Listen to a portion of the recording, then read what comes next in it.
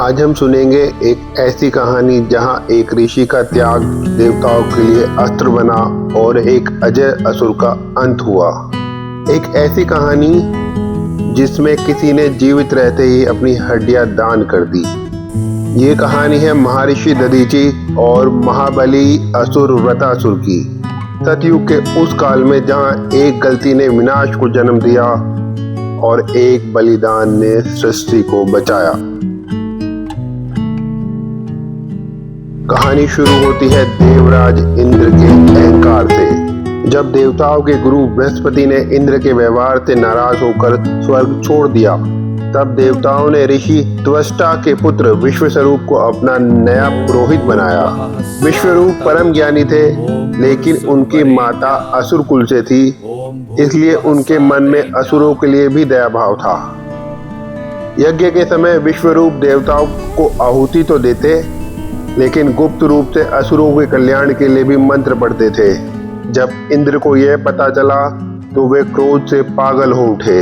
उन्हें लगा कि उनका अपना पुरोहित उनके शत्रुओं की शक्ति बढ़ा रहा है। क्रोध में अंधे इंद्र ने अपनी चमकती तलवार निकाली और यज्ञशाला में जा पहुंचे। उन्होंने आव देखा ना ताव अपनी तलवार से एक ही बार में विश्वरूप के 3 सर काट दिए। एक निर्दोष ब्राह्मण और पुरोहित की हत्या का भीषण पाप इंद्र के सर चढ़ गया। यही वो क्षण था जिसने आने वाले विनाश की नींव रखी। जब ऋषि त्वष्टा ने अपने पुत्र विश्वरूप का शव देखा तो उनका विलाप क्रोध की ज्वाला में बदल गया। उन्होंने इंद्र से बदला लेने के लिए एक महायज्ञ किया। यज्ञ की अग्नि से एक पर्वत जैसा विशाल और भयानक असुर प्रकट हुआ, वृत्रासुर। त्वष्टा ने उसे आदेश दिया, जाओ इंद्र का विनाश करो। वृत्रासुर ने युद्ध पर जाने से पहले ब्रह्मा जी की घोर तपस्या की और एक ऐसा वरदान प्राप्त किया जिसने उसे अजय बना दिया। उसने मांगा, मेरी मृत्यु न किसी धातु से हो, न लकड़ी से, न मैं किसी सूखे शस्त्र से मरूं, न गीले से, न दिन में मरूं और न रात में। कोई भी ज्ञात अस्त्र मेरा वध ना कर सके। ब्रह्मा जी ने तथास्तु कहा और अब वृत्रासुर साक्षात काल बन गया। उसने स्वर्ग पर आक्रमण किया, देवताओं को पराजित किया और उन्हें इधर उधर भटकने पर मजबूर कर दिया। हताश देवता भगवान विष्णु की शरण में पहुंचे। विष्णु जी ने देवताओं से कहा, वृत्रासुर को मारना असंभव है क्योंकि वह वरदानों से सुरक्षित है, लेकिन उसके वरदान में एक कमी है, उसने हड्डियों का जिक्र नहीं है।